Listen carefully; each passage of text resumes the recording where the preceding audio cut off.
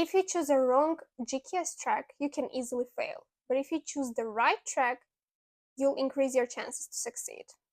Hi guys, and welcome back to my channel. I'm so glad that you clicked on this video where I'm going to explain the differences between embassy track, university track, which track is best for you.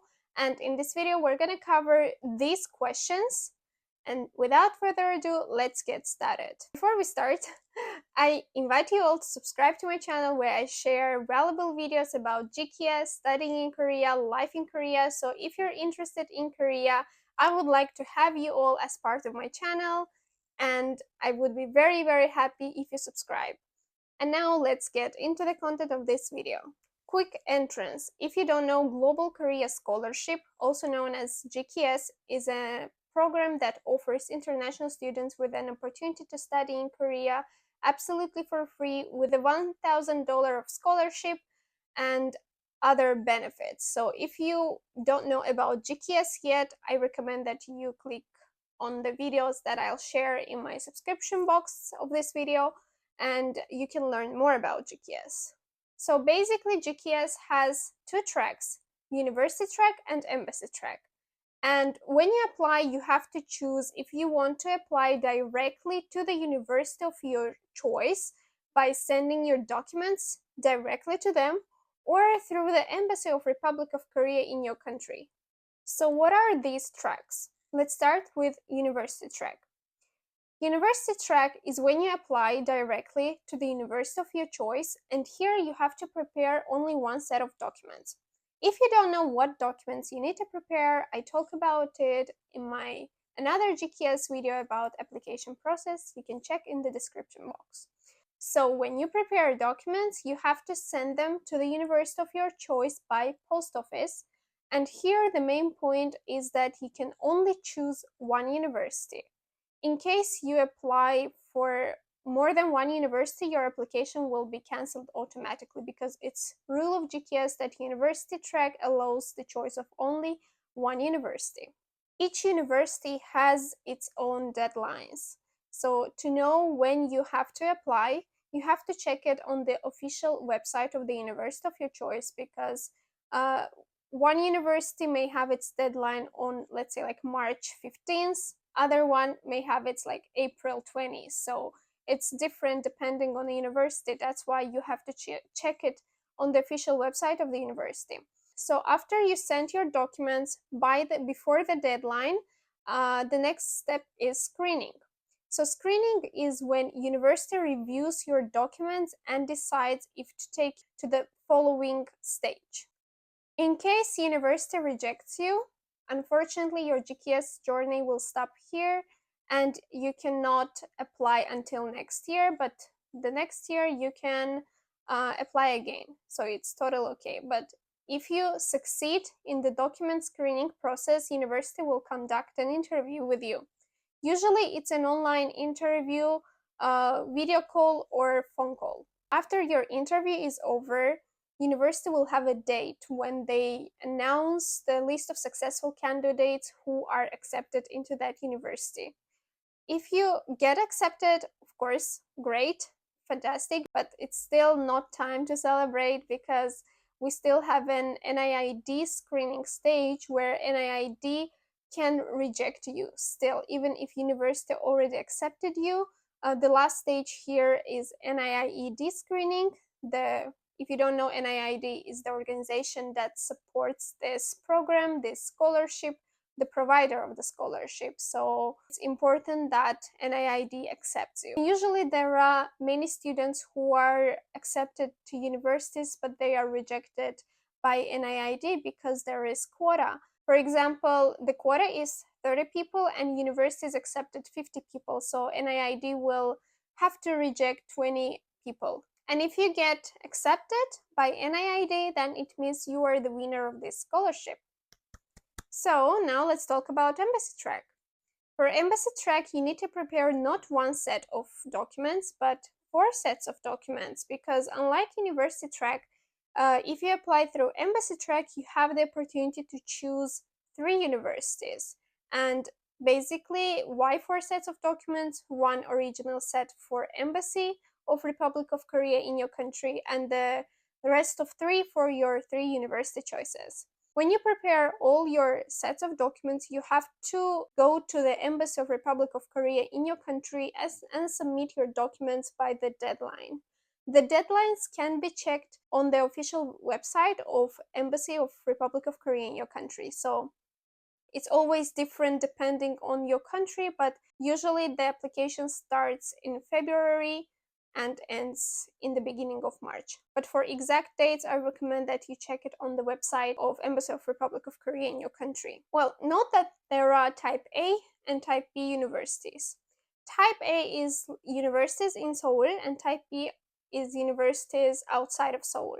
And Embassy Track allows you to choose maximum 2 Type A universities and minimum one Type B university. This is because applying all Type A universities can be quite risky because there is higher competition and higher barriers of entry. That's why it's kind of like lowering the risk of failure. After the embassy document screening stage, embassy will choose successful candidates, inform them by email, and invite to an interview where in the embassy where Korean interviewers will ask you some questions, and it will take about 10 or 15 minutes.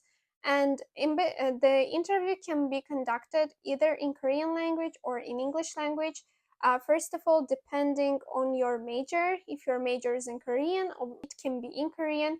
If it's in English, it can be in English, but mostly they pay attention to your topic level. If you have Korean level higher than average, then they can conduct it in Korean, but if you have lower, it will be in English probably. By the way, if you want to know what kind of questions they ask in interview and how the whole interview process looks like, you can check my interview related videos that I will also post in the description box. The following stage is NIED selection, and embassy will select successful candidates according to the quota of your country. So basically, embassy will send your documents to the NIED, and NIED will probably choose all of the embassy recommended applicants, first of all because embassy already chooses the number according to quota, so there are no extra students to be rejected.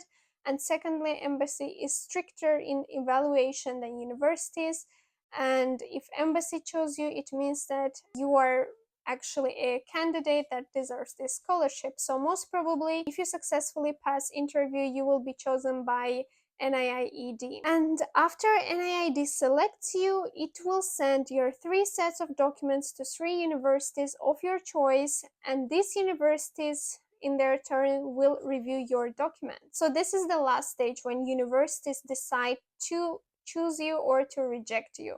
And if it's embassy track, they don't necessarily conduct interviews. For example, if university thinks that your application is good enough, then it will not conduct any interview and just accept you. Or on the contrary, it can just reject you without any interview. But if it hesitates, it can conduct some interview again online to decide if to choose you or not to choose.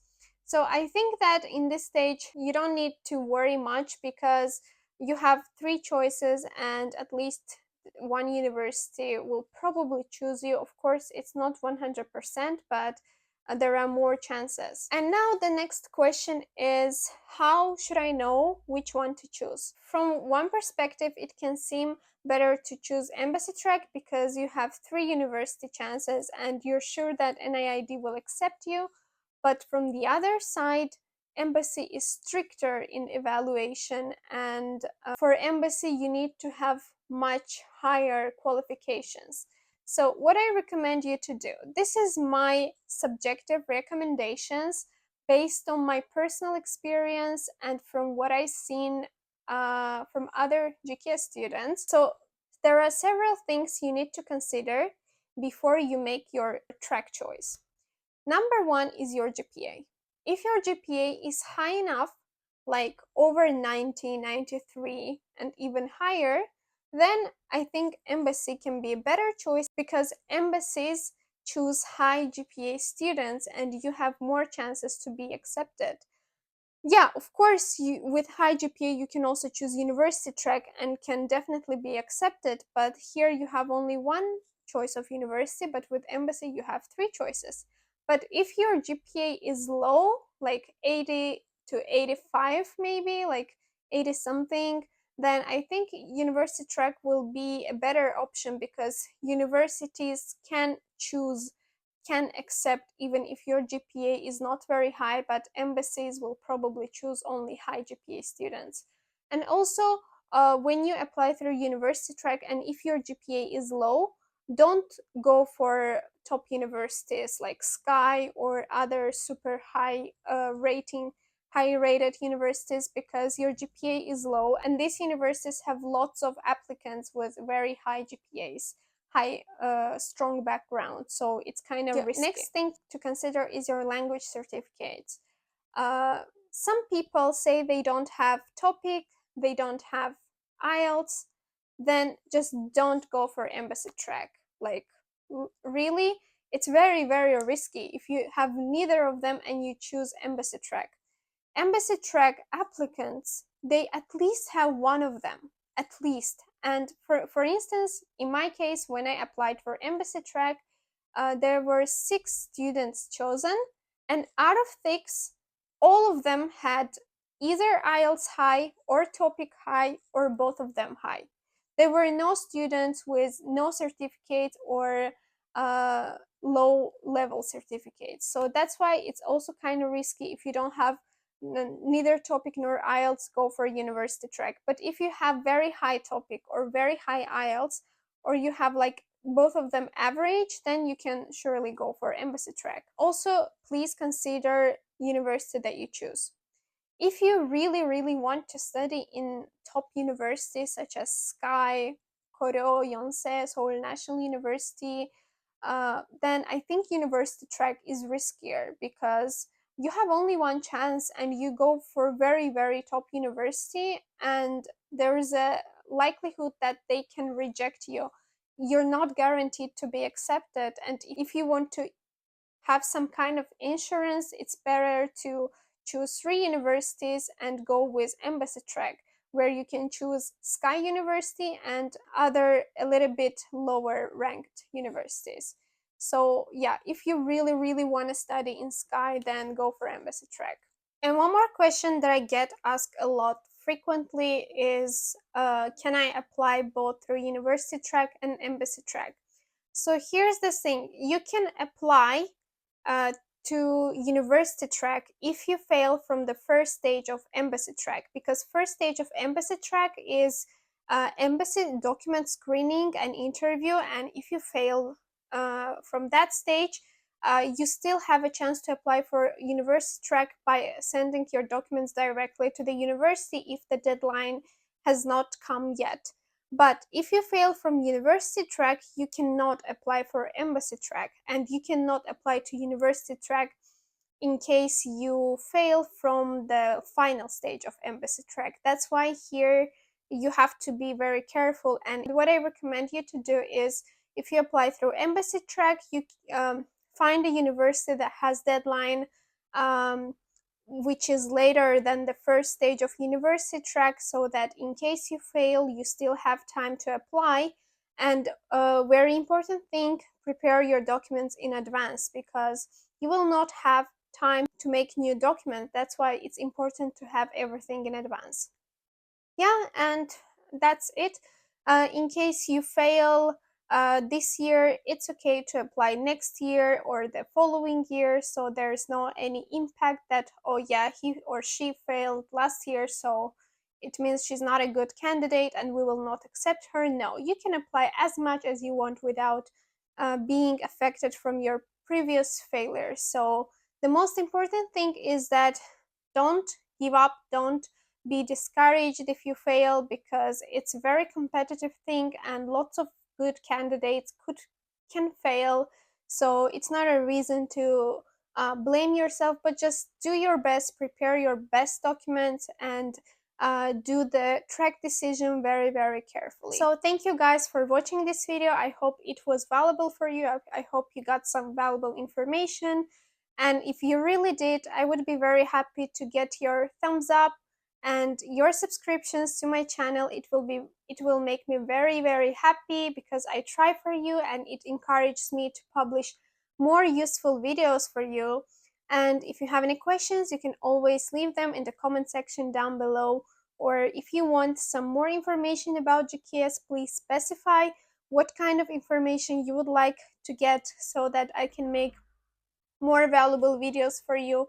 And yeah, thank you for watching and see you in my next video. Bye bye!